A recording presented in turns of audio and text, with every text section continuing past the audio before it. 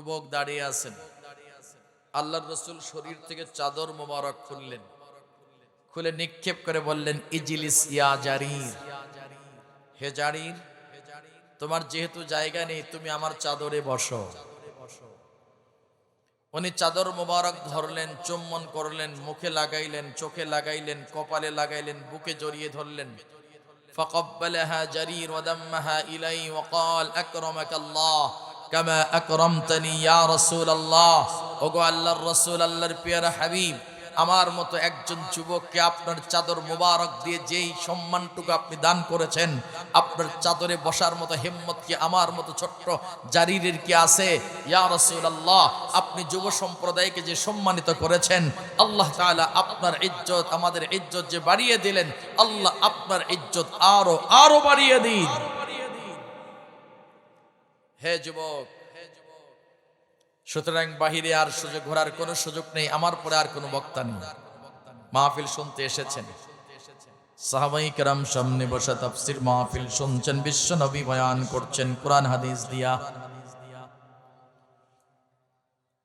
আজকের শুধু নয়, আজ থেকে ১৫০০ বছর পূর্বেও কোরআন সুন্নাহ বিরোধী মানুষ ছিল, কিন্তু তারা ছিল কাফের। আবু জেহেল, আবু লাহাব, উতবা, শাইবা, আবু সুফিয়ান সকলেই কোরআন বিরোধিতা করত। কোরআনের বয়ান হলে পরেই সেখানে যাওয়া যাবে না। পার্লামেন্টে দারুন নাদওয়াতে আইন পাশ করলো, না না না, মুহাম্মাদের তাফসীর মাহফিল শোনা যাবে না। আইন পাশ করলো আল্লাহ তাআলা। আবু জেহেল তার পার্লামেন্টে কোরআন বিরোধী যে আইন পাশ করেছিলেন, সেটাকে আল্লাহ তাআলা কোট করে দিয়েছেন। এবার আল্লাহকে আপনি আমি যদি প্রশ্ন করি, বার ইলাহি, সেই ১৫০০ বছর পূর্বে কোরআন শোনা যাবে না, আইন পাশ করলো, আপনি কোরআনে কেন দিলেন?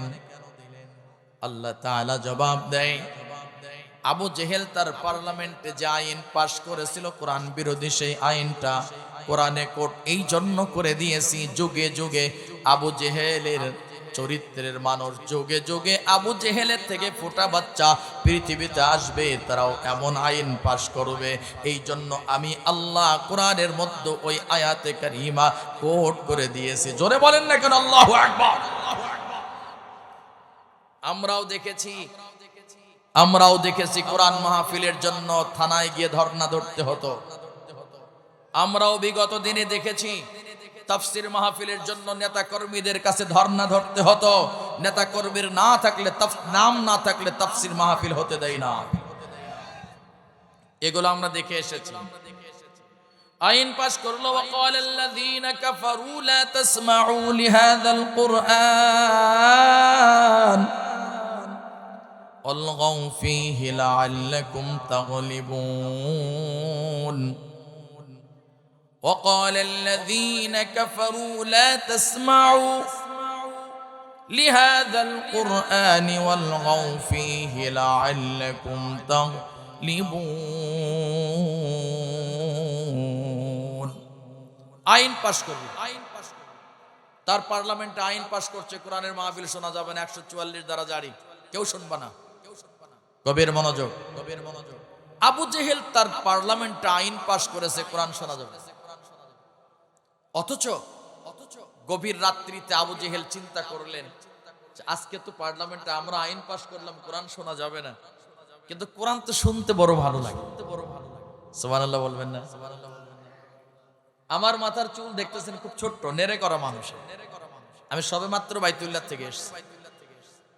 বাংলাদেশের যখন কওমি অঙ্গনের হাফেজে কোরআন রমাদান মাসে হিফজুল কোরআন প্রতিযোগিতায় অংশগ্রহণ করে, তখন দেখবেন তাদের তেলাওয়াত যখন শোনেন আপনারা মোবাইলে অথবা টিভি স্ক্রিনে, মনে হয় সবেমাত্র আসমান থেকে কোরআন নাজিল হচ্ছে, ঠিক না? বাইতুল্লাহতে আপনি যান, তেলাওয়াত শুনছেন, ইমাম সাহেবদের এশার সালাতে বলেন, ফজরের সালাতে বলেন, মনে হচ্ছে আসমান থেকে সবেমাত্র নাজিল হচ্ছে। একটু সুবহানাল্লাহ বলেন না? ১৫০০ বছর আগের কোরআন, আজকের কোরআন নতুন মনে হয়, কিন্তু এই কোরআন মাজিদের মুজিজা, এর নূরটা এত ভালো, এত ভালো, এত দামি। আবু জেহেল আইন পাশ করে চোখের মধ্যে ঘুম নাই, কিন্তু আবু জেহেলের একজন উপদেষ্টা ছিল, বয়স ছিল 82 বছরের বুড়া, অনেক বড় বুদ্ধিজীবী। একদিন জিজ্ঞেস করলেন, নেতাজি আপনি মুহাম্মাদুর রাসূলুল্লাহ সাল্লাল্লাহু আলাইহি ওয়াসাল্লামের কোরআনের বিরোধিতা করেন কেন? আপনার কাছে জানতে চাই, আপনি যখন পার্লামেন্ট থেকে বের হয়ে বাড়ির দিকে যাত্রা শুরু করেন, আমার সঙ্গে যখন কথা বলেন, তখন বলেন মুহাম্মাদের চাইতে বড় দামি ভালো মানুষ, মুহাম্মাদের চাইতে বড় আমানতওয়ালা মানুষ, মুহাম্মাদের চাইতে বড় দিনদার ইমানদার মানুষ আরব জাহানে আর একটাও নাই। কিন্তু আপনি বারবার তার বিরোধিতা করেন, কারণ কি? বলে যদি বিরোধিতা না করি এই মানুষটা একদিন রাজত্ব পাবে, ফলে আমার নেতৃত্ব টিকবে না। এই মুহাম্মদ যদি বিরোধিতা না করি তাহলে একদিন আমার নেতৃত্ব থাকবে না। আইন পাশ করার পর বাড়িতে আসছেন, চোখের মধ্যে ঘুম নাই। এবার যখন চোখের মধ্যে ঘুম নাই, কনকনে শীত, স্ত্রী এখন দেখে স্বামী ঘুমাই না, লেপের মধ্যে শুধু খুসর মুসর করে লড়ে। দুইজন ব্যক্তি এক লেপের মধ্যে বা কম্বলের মধ্যে একজন যদি বেশি নড়ানড়ি করে তাহলে কিন্তু গরম হয় না। জিজ্ঞেস করছেন, কি হলো এত নড়ানড়ি করো কেন? বলে চোখে তো ঘুম আসে না। বলে কেন? বলে মুহাম্মদ সম্ভবত এতক্ষণ কোরআনের তাফসির করছে আর সাহাবায়ে কেরাম তার অনুসারীরা সেই তাফসির শুনছে, আমার মনটা ওখানে গিয়ে পড়ে আছে, আমার বডিটা এখানে কিন্তু মনটা ওখানে। সুবহানাল্লাহ বলতে ইচ্ছা করে না কেন? কে বলে? আবু জেহেল। কোরআনের বন্ধু না শত্রু? শত্রু। তাই সে কোরআনের মুআজিজা। স্ত্রী বললেন, যাও যাও তুমি চলে যাও। বললেন, আমি যে যাব তুমি যেন কাউরে বলো না। মনে রাখবেন, মনে রাখবেন, স্ত্রীদের কাছে মেয়েদের কাছে গোপন কোনো কথা বলছেন তো আপনি মরছেন। ওটা হলো মহিলা বেতার কেন্দ্র। যদি আপনি গোপন কোনো কথা বলেন, বলে যদি ঘুমিয়ে যান, ঘুম থেকে ওঠার আগেই দেখবেন গোটা পাড়া সয়লা। মেয়েরা ভিতর কথা রাখতে পারে না, সব বলে দিবে, সব বলে দিবে। এবার বললেন, তুমি যেন কারো কাছে বলো না। আবু জেহেল চলে আসছেন রাসূলের তাফসীর শোনার জন্য। পারসি আবু সুফিয়ান চিন্তা করেছেন, যদি কেউ শুনছেন আজকে আইন পাশ করেছি, কোরআনের এই নূর থেকে তো আমাকে দূরে থাকা যায় না, শোনার জন্য চলে আসছেন। ঘুটঘুটে অন্ধকার, চুরি করে করে কোরআনের তাফসীর শুনছেন আমার প্রিয় দিনী ভাই। আবু জেহেলকে আবু সুফিয়ান দুইজন চুরি করে শুনতে শুনতে এক পর্যায়ে দুইজনের সাক্ষাৎ হয়ে যায়। আবু সুফিয়ান বললেন, বস আপনি আসছেন কেন? বলে, আবু সুফিয়ান তুমি কেন আসছো? বলে, আমি কি জন্য আসছি পরে বলবো, আপনি আগে বলেন। বলে, তুমি যেই জন্য আসছো আমিও সেই জন্য আসছি। মুহাম্মাদের এগুলো কথা সাধারণ কোনো কথা নয়, এর চাইতে দামি কথা আর হতে পারে না। আমার প্রিয় ভাই, আমি এই কথাটাই তাফসীরটা আপনাকে এই জন্য শোনাইলাম। এখানে মেলা হবে, দোকান হবে, আর এখানে মাহফিল হবে। মাহফিলে লোক থাকবে না, মেলা তো লোক থাকবে না। এর চরিত্র তো হয়ে যাবে সেই আবু জেহেল, আবু সুফিয়ান, তাদের চাইতে আরো জঘন্য। কারণ হাজার হাজার টাকা খরচ করে ওয়াজ মাহফিল, জান্নাতের বাগান। জান্নাতের বাগানে আপনারে ভালো লাগে না, জাহান্নামের গর্তে ভালো লাগে। কেন ভালো লাগে তাহলে বুঝতে হবে, আপনার কপাল পুড়ে গেছে অথবা নসিব খারাপ আপনার। যেই মালিক আপনাকে মঞ্চ থেকে মাহফিল থেকে বের করছেন না, ওই মালিক ওই ব্যক্তিকে ঢুকতে দিচ্ছে না। এক কথায় আল্লাহ জোর করে কাউকে হেদায়েত দেবেন না যতক্ষণ পর্যন্ত আপনি আল্লাহর কাছে হেদায়েত না চাইবেন। এজন্য আপনাকে তাফসীর শোনানো আমার মূল লক্ষ্য আর উদ্দেশ্য হচ্ছে, এই যে হাজার হাজার মানুষ আপনি বসে আছেন, আপনি 150 কিলোমিটার পথ পাড়ি দিয়ে আপনার কাছে আসছি। লক্ষ্যর উদ্দেশ্য একটাই, যেই সমস্ত মানুষ নামাজি নয়, হেদায়েত প্রাপ্ত নয়, ওই মানুষগুলোকে আল্লাহর জান্নাতের পথ দেখানো এবং হেদায়েত প্রাপ্তের জন্য প্রচেষ্টা করা। অন্য কোন লক্ষ্য আমাদের। আজকের যুবক, ইয়ং জেনারেশন যুবক ভাইরা যেই মাহফিলের আয়োজন করেছেন, একটা জান্নাতের বাগানের আয়োজন করেছেন। আলী কাররামাল্লাহু ওয়াজহু বলেছেন জান্নাতের বাগান, ইমাম গাজ্জালী বলেছেন জান্নাতের বাগান, ইমাম শিরিন বিরোধিতা করেছেন না জান্নাতের বাগান না। কেন? বলে এর মধ্যে চোর আছে, ডাকাত আছে, সুদখোর আছে, ঘুষখোর আছে, সুদি কারবার করে এমন লোক কি নাই ভাই? আসতে বলে কেন? আছে না নাই? সুদি কারবার করে এমন লোক আছে। ইচ্ছায় অনিচ্ছায় সুদের 1 টাকা যদি কোনো ব্যক্তি খান, কয় টাকা? আপন মায়ের সঙ্গে খানায় কাবায় 36 বার জিনা করলে যেই গুনাহ সেই গুনাহ। এর মধ্যে এই লোকগুলো আছে। ইমাম গাজ্জালী বলছেন জান্নাতের বাগান, শিরিন বললেন না, এই পাপিষ্ঠগুলো আছে জান্নাতের বাগান কেমনে হয়?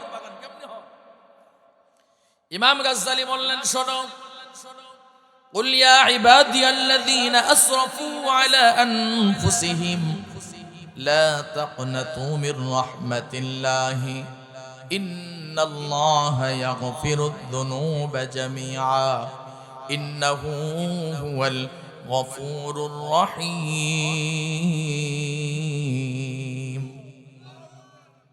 ওই ইমাম শিরিন, আল্লাহ তাআলা যেখানে মাফ করার কথা বলছেন, যত বড় পাপ করো আমার কাছে তাওবা করো, আমি আল্লাহ মাফ করে দেব। এটা সুবহানাল্লাহ বলতে ইচ্ছে করলো না? এজন্য প্রিয় দিনী ভাই, এই যে সুন্দর জান্নাতের বাগান আসতে পেরে খুশি না বেজার? লিল্লাহি তাকবীর। আল্লাহ সকলকে কবুল করুন বলি আমিন। আমি যে সূরা থেকে তেলাওয়াত করেছি, সূরার নাম সূরাত ইউসুফ। কি বললাম? সূরাত ইউসুফ। একেবারে খুব পরিচিত একটি সূরা, একজন ব্যক্তির নামকরণে সূরা। আমি খুব লম্বা তাফসীর আপনাদেরকে শোনাবো না, তবে আমি শুধুমাত্র যে সূরা ইউসুফের তাফসীর করব তা নয়, সমসাময়িক বাস্তবতার নিরিখে কিছু কথা বলবো ইনশাআল্লাহ। বর্তমান সময় সারা বাংলাদেশ শোকাক্রান্ত হয়েছে। বাংলাদেশের স্বাধীনতার ঘোষক শহীদ প্রেসিডেন্ট জিয়াউর রহমানের সহধর্মিণী, 3 বারের সাবেক প্রধানমন্ত্রী খুব অসুস্থ রয়েছেন, ঠিক না? এর জন্য দেশবাসীর কাছে বারবার দোয়া চাচ্ছেন, আমরাও দোয়া করি আল্লাহ তাআলা দ্রুত সুস্থতা নামক নিয়ামত দিয়ে পরিপূর্ণ করিয়ে দিন। প্রিয় দিনী ভাই, কারো জন্য দোয়া করলে নিজের ইজ্জত কমে না, নিজের ইজ্জত বাড়ে। সুতরাং আমরা মনে করি আমরা একে অন্যের জন্য বেশি বেশি দোয়া দিব, আল্লাহ তাআলা আগে আমাদের জন্য কবুল করবেন। কখনো কোনোদিন কার্পণ্যতা করবেন না। তবে হ্যাঁ, যেই মানুষগুলো জাতির জন্য বিধ্বংসী কোনো কিছু নিয়ে আসে, যেই মানুষ জাতির জন্য কলঙ্ক হয়, যেই মানুষ জাতিকে গুলি করে বুক ঝাঁঝরা করে, জাতিকে নিরপরাধ নির্দোষ মানুষদেরকে পঙ্গু করে, নিরপরাধ নির্দোষ বাচ্চাদেরকে গুলি করে হত্যা করে, এই মানুষ জাতির কল্যাণে কাজ করে না। এই মানুষ জাতিকে ধ্বংস করা ছাড়া কোনোদিন কল্যাণের কাজে আসে না। আমরা দেখেছি এগুলো। আমি সেদিকে পচা কথা বলে সময় কালক্ষেপণ করতে চাই না। প্রিয় দিনী ভাই, এজন্য আমি যেই সূরা থেকে তেলাওয়াত করলাম, এর মাঝে আল্লাহ তাআলা কি বলছেন তার আগে আরো একটি সূরার কথা বলি। একটা সূরা আছে সূরাতুল লুকমান, নাম কি বললাম? সূরাতুল লুকমান, একজন ব্যক্তির নামকরণ। একটা আছে সূরাতুল নামল, পিপিলিকার নামকরণে সূরা আছে। সূরাতুল কাহফ, গর্তের নামকরণে সূরা আছে। এগুলোর বিষয়ে বৃহৎ ব্যাখ্যা বিশ্লেষণ শানে নজুল। কিন্তু আমরা মূল পয়েন্টে কিছু আলোচনা করতে চাই স্বতঃস্ফূর্তভাবে, যদি আপনাদের অনুমোদন পাই। রাজি আছেন কি ভাই? শেষ পর্যন্ত থাকা যাবে তো ইনশাআল্লাহ? যারা থাকবেন না হাত তোলেন। থাকবেন না? যারা শেষ পর্যন্ত মোনাজাত পর্যন্ত থাকবেন, লিল্লাহি তাকবীর। বাদ বাকি যারা হাত তোলেন আপনি চলে যাবেন। লিল্লাহি তাকবীর। আল্লাহ কবুল করুন। প্রিয় দিনী ভাই, সূরাতু ইউসুফের মধ্যে একজন নবীর নাম আম্মা জান আয়েশা সিদ্দিকা রাদিয়াল্লাহু তাআলা আনহা বর্ণনা করেন। হাদিস, আম্মা জান আয়েশা সিদ্দিকাকে জিজ্ঞেস করা হলো, এই পৃথিবীতে সবচাইতে ইউসুফ সুন্দর ছিল। তো ইউসুফ সৌন্দর্যের কথা ব্যাখ্যা করতে গিয়ে জুলাইখাকে জিজ্ঞেস করা হয়েছিল, আপনি একজন রানী, কিন্তু আপনি এত অপরূপা সুন্দরী হবার পরেও ইউসুফকে দেখে পাগল হলেন কেন? কেমন পাগল হয়েছিল জানেন? তখন উনি বলেছিলেন যে আমি কেন পাগল হয়েছি এই জিনিসটা যদি তোমাদেরকে বোঝানো যেত তাহলে বুঝেইতাম। বলে কেন? বলে আমি যতটুকু কাছের থেকে দেখেছি ইউসুফকে, আরে আমি তো শুধুমাত্র মাথার ব্রেন নষ্ট হয়েছে, ওয়াশ হয়েছে, আর তোমরা দেখলে একেবারে পাগলই হয়ে যেত। বলে কেমনে? তখন বললেন ইউসুফের যে সৌন্দর্য, আমি তোমাদেরকে এক নজর দেখাতে চাই। গভীর মনোযোগ। শুধুমাত্র কাহিনী বলা লক্ষ্যের উদ্দেশ্য নয়, ইউসুফ আলাইহিস সালামের জীবনের থেকে আপনার আমার জীবনের পাল্টানোর মতো কিছু নসিহত।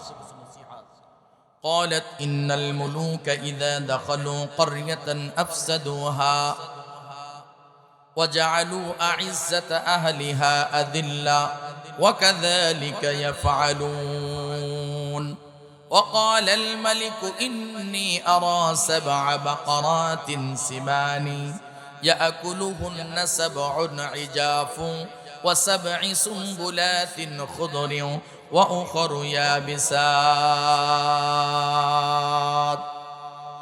আল্লাহ তাআলা আয়াতে কারীমার মধ্যে একটু লাইনে থাকেন, ইউসুফ আলাইহিস সালামের সৌন্দর্য নিয়ে জুলাইখা ব্যাখ্যা দিচ্ছেন। আমি ইউসুফকে খুব কাছে থেকে লালন পালন করেছি। আপনাদের কাছে যদি জানা থাকে প্রশ্ন, ইউসুফ আলাইহিস সালাম কতটুকু বাচ্চা আজিজ মিসরের ঘরে আসছিল বলতে পারবেন? ছোট্ট বাচ্চা। ইউসুফ আলাইহিস সালামের টোটাল ছিল 12 ভাই। কয় ভাই? বাবার নাম ছিল ইয়াকুব আলাইহিস সালাম। এই 12 ভাইয়ের মধ্যে 10 ভাই ছিল এক মায়ের, 2 ভাই ছিল আরেক মায়ের, বেনিয়ামিন এবং ইউসুফ এক মায়ের। কিন্তু ইউসুফ আলাইহিস সালামকে সবচাইতে ইয়াকুব আলাইহিস সালাম সবচাইতে বেশি মহব্বত করতেন। সুবহানাল্লাহ বলবেন না? খুব বেশি মহব্বত। ইউসুফ আলাইহিস সালামকে ষড়যন্ত্র করলো তার 10 জন ভাই। তাদের লক্ষ্যের উদ্দেশ্য এটি ছিল যে বাবা শুধুমাত্র ইউসুফকে বেশি ভালোবাসে, আমাদের কম বাসে। খেয়াল করবেন, কোন বাবার যদি 4-5টা সন্তান হয় তাহলে দেখবেন যে 4-5টা সন্তান, পুত্র সন্তান যদি 5 জন হয়, 5 ভাইয়ের মধ্যে মিল মোহাব্বত ভালোই থাকে। শুধু মাঝখান থেকে ডিভাইডেড সৃষ্টি করে কারা? ভাইয়ের বউয়েরা, অর্থাৎ স্ত্রীরা। এখন তারা পুশিং দেয় রাতে, তোমরা এত পরিশ্রম করো সংসারে, তোমাদের এত বেশি ভালোবাসে না যেই পরিমাণ ভালোবাসে ইউসুফরে। তোমরা এগুলো করছো, এত পরিশ্রম করতেছো, আমরা বউ হয়ে এত কাজ করি, আমাদের অতটা মূল্য নাই যতটুকু মূল্য আছে ইউসুফের তার বাবার। ষড়যন্ত্র করলো ইউসুফ আলাইহিস সালামকে। ষড়যন্ত্র খুব সংক্ষেপ, মূল জায়গা অনেক লম্বা। ইউসুফ আলাইহিস সালামকে ষড়যন্ত্র করে হত্যার পরিকল্পনা করল। কিন্তু তার বড় ভাই ইহুদা সে বলল না, হত্যা করার দরকার নেই, আরে কোথাও ফেলে দিই, ফেলে দিলে হারায় যাবে। বাড়িতে এসে আমরা যেইভাবে হোক বাবারে বোঝা পরে বাগে গেছি। আপনারা তাফসির অনেকেই হয়তো বা শুনেছেন, বা এগুলো বহু পুরাতন তাফসির। তারা ষড়যন্ত্র করে নিয়ে আসলো। বাবায়ে শঙ্কা করছে যে না জানি আমার ছেলেটার কি আজকে সর্বনাশ হয়ে যায়।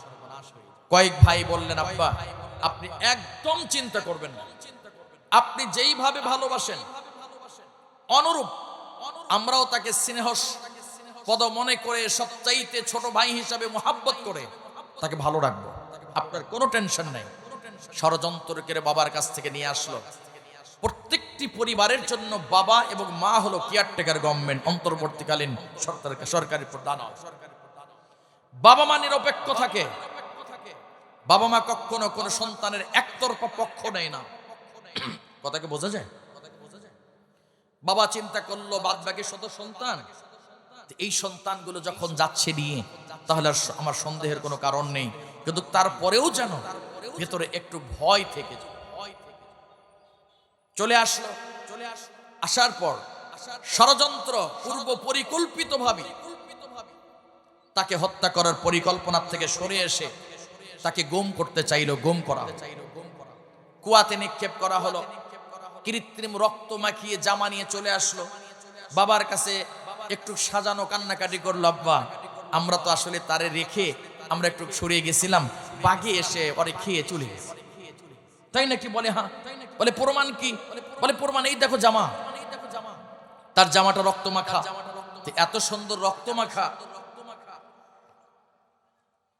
বাবা তার বোকা না, বাবা বললেন বারে বেটারে এই বাঘটা কোন কলেজ ইউনিভার্সিটিতে পড়াশোনা করছিল যে আমার সন্তানরে খাইছে ঠিক, তবে জামা খুইলা খাইছে?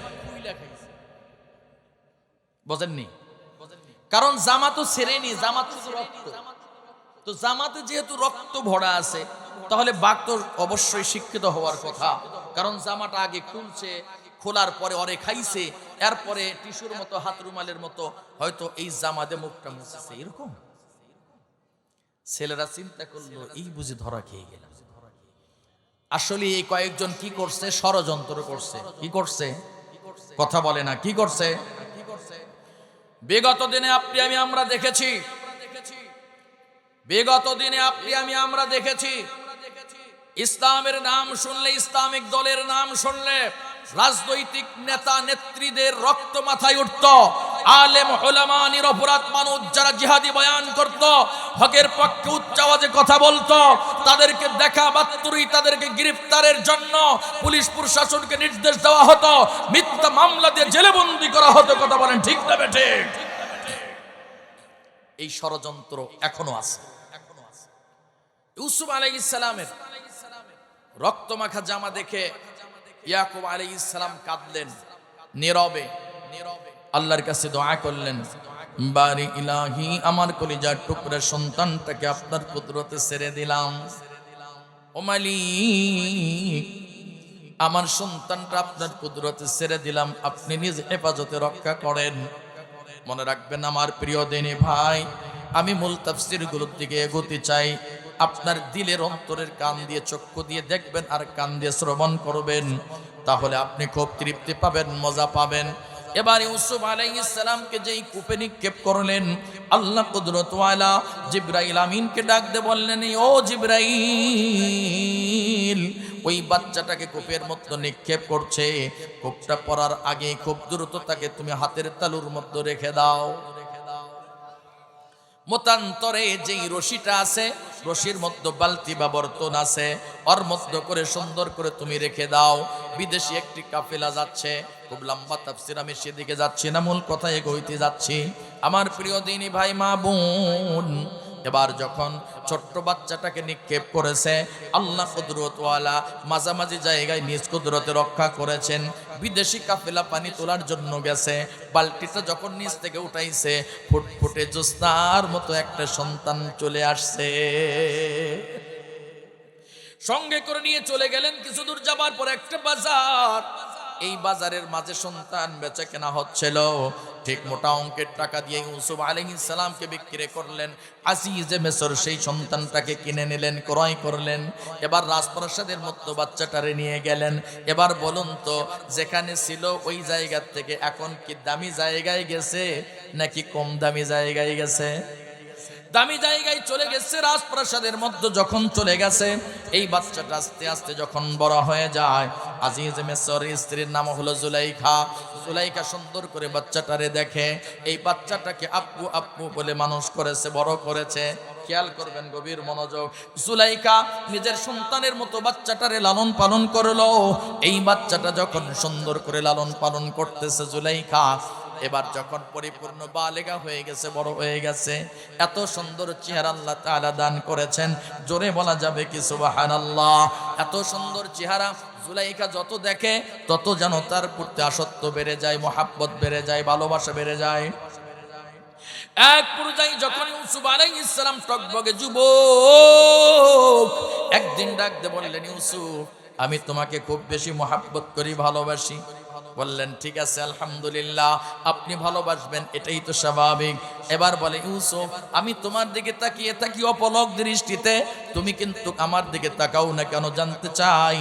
তখন বললেন, কোনো নারীর দিকে বারবার তাকানো এটা কোনো ভদ্র সভ্য মানুষের শোভা পায় না। আল্লাহ তাআলা সূরা নূরের মধ্যে বলেন, কুল্লিল মুমিনিনা ইয়াগুদ্দু মিন আবসারিহিম ওয়া ইয়াহফাযু ফুরুজাহুম وقل للمؤمنات يغضضن من أبصارهن ويحفظن فروجهن। রে যুবক আমার বাবুন, আল্লাহ তাআলা এই সূরার মধ্যে আয়াতে কারীমের মধ্যে উল্লেখ করছেন, কোনো ছেলে তার চক্ষু নজরটা বারবার একটা নারীর দিকে দিবে না।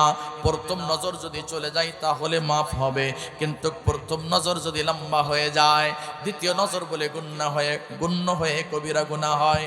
কিন্তু দুঃখ আর পরিতাপের বিষয়, আমাদের যদি কোনো রূপসী রমণীর দিকে নজর পড়ে যায়, নজর আর নিচে নামে না, শুধু হা করে তাকায়া দেখে আর বলে পড়ে না চোখের পলক। কথা কয় না। আমার প্রিয় ভাই, ইউসুফ আলাইহিস সালাম, আমার মূল কথা, ইউসুফ আলাইহিস সালাম বললেন না, কোন সভ্য ভদ্র কোন মানুষ বারবার নজর লম্বা করতে পারে না। আমি এই জন্য বারবার আপনার দিকে তাকাবো না আমার প্রিয় দিনী ভাই। কিন্তু এই জুলাইখার একটা কাজের মেয়ে ছিল, বান্ধবের মতো আচরণ করতে, বড় মোহাব্বত ছিল। এই জুলাইখা একদিন বলতেছে, শোনো, আমি এতভাবে ইউসুফকে বুঝাইতেছি, আমি ইউসুফকে বড় ভালোবাসি, আমি ওর সঙ্গে প্রেম করতে চাই, ওরে আই লাভ ইউ বলবো। কাজের মেয়ে বললেন, না না না, কেমনে বলবেন? বলে তুমি বলো, ও তো আমার বাড়ির একটা ছেলে, আমি একজন রানী হইয়া যদি বলি সে কি আমারে পছন্দ করবে না? বললেন ঠিক আছে, আমি বলতেছি। কাজের মেয়ে গিয়ে বললেন, ইউসুফ, রানীমা তোমারে বলো ভালোবাসে, মোহাব্বত করে। বলে এটি তো আমি জানি, ভালোবাসি, এটা তো আমি জানি, স্বাভাবিক তো কথা, পবিত্র ভালোবাসা, সমস্যা কোথায়? বলে না না না, তোমাকে বড় ভালোবাসে, তোমাকে নিয়ে মনস্কামনা পূর্ণ করতে চাই, আস্তাগফিরুল্লাহ, তোমার সঙ্গে খারাপ সম্পর্ক করতে চায়। ইউসুফ আলাইহিস সালাম বললেন, না না না, ইন্নী আখাফুল্লাহ, আমি আল্লাহকে ভয় করি না, এটি কখনো আমার পক্ষে সম্ভব নয়। ইউসুফ আলাইহিস সালামকে বারবার ফুসলানোর পরেও যখন রাজি হয় নাই, আজিজ মিসর রাষ্ট্রীয় সফর করার জন্য দেশের বাহিরে চলে যাবেন। 3 দিনের পার্লামেন্ট ছুটি ঘোষণা করলেন। এবার যখন চলে যাবেন, বাড়িতে কেউ নাই, একমাত্র আছেন তেনার স্ত্রী জুলাইখা, ওই কাজের মেয়ে আর ইউসুফ ছাড়া কেউ নাই। আজিজে মিসর যখন বের হয়ে চলে যাচ্ছেন, এদিকে তেনার স্ত্রী প্ল্যান করছে, গভীর মনোযোগ। তেনার স্ত্রী প্ল্যান করতেছে এই নিরপরাধ নির্দোষ ভালো পবিত্র মানুষটারে কিভাবে অপবিত্র করা যায়। আল্লাহ তাআলা পবিত্র কালামুল্লাহ বলেন, ইন্না কাইদাশ শাইতানি কানা যায়ীফা, শয়তানের চক্রান্ত হলো দুর্বল। অন্যত্র আল্লাহ বলছেন, ইন্না কাইদাকুন্না আযীম, ইন্না কাইদাকুন্না আযীম, ইন্না কাইদাকুন্না আযীম। নারীদের চক্রান্ত হয় ভয়ঙ্কর, শয়তানের চক্রান্ত দুর্বল, নারীদের চক্রান্ত, কথা বলে না কেন, নারীদের চক্রান্ত ভয়ঙ্কর। এবার জুলাইখা চক্রান্ত করলো, শেষ পর্যন্ত ইউসুফ আলাইহিস সালামকে ফুসলাইয়া রাজি করবে মনে করেছে। কিন্তু আল্লাহর নবী রাসূল তারা মাসুম, নিষ্পাপ, তারা কোনোদিন পাপ করে নাই। জোরে বলেন না কেন সুবহানাল্লাহ। এই পবিত্র মানুষের চরিত্রে চুনকালি আল্লাহ কখনো লাগতে দেবেন না। এই পরীক্ষাটা নিচ্ছেন আল্লাহ তাআলা। জুলাইখা আস্তে আস্তে করে খাস কামরায় নিয়ে চলে গেলেন। অ্যাটেস্টমেন্টকে বললেন, শোনো, ওই ঘরের মধ্যে নগ্ন কিছু ছবি অঙ্কন করো। টকবগে যুবক মানুষ নগ্ন বেগানা নারীর, সুন্দরী নারীর ছবি যদি দেখে, তাহলে যৌন ক্ষুধায় সে পাগল হয়ে যাবে, উত্তপ্ত হয়ে যাবে। ফলে আমার সঙ্গে যৌনচার করবে, শারীরিক রিলেশন করবে, ফিজিক্যাল রিলেশন করবে। এই কাজটা করার জন্য দামি আর্টিস্টম্যানকে নিয়ে আসা হলো। সুন্দর করে ঘরের মধ্যে ছবি অঙ্কন করা হলো। সেই ঘরের মধ্যে জুলাইখা তারে নিয়ে চলে গেলেন, একা একই নিয়ে চলে গেছেন। প্রত্যেকটি দরজা নক করে ফেলেছে। মূল খাস কামরায় যখন নিয়ে চলে গেছে, যাবার পর বলতেছে, ইউসুফ, এতদিন পর্যন্ত তোমাকে আমি আসলে ফুসলিয়েছি, আজকে চূড়ান্ত সিদ্ধান্ত নিয়েছি, আমি তোমাকে নিয়ে একটু সময় কাটাতে চাই, আমার মনের বাসনা পূর্ণ করতে চাই, তোমার সঙ্গে ফিজিক্যাল রিলেশন করতে চাই। ইউসুফ আলাইহিস সালাম, আসমান জমিনের মালিক আল্লাহ, একজন মানুষের যদি কেউ না থাকে, ওই মানুষের হয়ে যায় কে? আপনি অসহায়, না না না, পৃথিবীর সমস্ত মানুষ যদি একদিকে হয়ে যায়, আর আপনি যদি আল্লাহর উপর অনরবিচল যদি থাকেন, আপনি যদি ইস্তেকামাত থাকেন, ইন্নাল্লাযীনা ক্বালু রাব্বুনাল্লাহু সুম্মা ইসতাকামু তাতানাজ্জালু আলাইহিমুল মালাইকাতু আর এর উপর যদি ইস্তেকামাত থাকা যায়, অনরবিচল থাকা যায়, আল্লাহ তাআলা বলেন তার কোনো ভয় নাই, চিন্তার কোনো কারণ নাই, আমি আল্লাহ নিজে তার হয়ে যাই। এদিকে ইউসুফ আলাইহিস সালাম দেখলেন চতুর্দিকে সব দরজা বন্ধ, এই মহিলা আর আমি ছাড়া তো কেউ নাই। মহিলার পাওয়ার বেশি না কম? জোরে বলে না কেন? অনেক বেশি মহিলার পাওয়ার। কারণ আজিজে মিসর তার স্ত্রী সে রানী, রানীর পাওয়ার তো সবচেয়ে বেশি। আমার বাংলাদেশেও তো আমরা দেখেছি নেতার যতটুকু পাওয়ার, কিন্তু তার অধীনস্থ সামসা যারা তার পাওয়ার বেশি। আস্তে কোন কেউ শুনবে? নেতা যা করে না, কিন্তু ওর অধীনস্থ যারা সামসা যারা ওর পাওয়ার খুব, অর্থাৎ বাঁশের চাইতে কুঞ্চির পাওয়ার বেশি। কয় বেশি কথা কবু শালাক ঢুকিয়ে দিমু। কথা বলেন না কেন? তুই জামাত করিস, তুই হেফাজত করিস, কথা বলে না কেন? জামাত করো বলে তুমি অপরাধী, তুমি জঙ্গি, তুমি মৌলবাদী, এই সমস্ত স্লোগান দিয়ে দিয়ে অপবাদ দিয়ে দিয়ে জেলে বন্দি করা হয়েছে।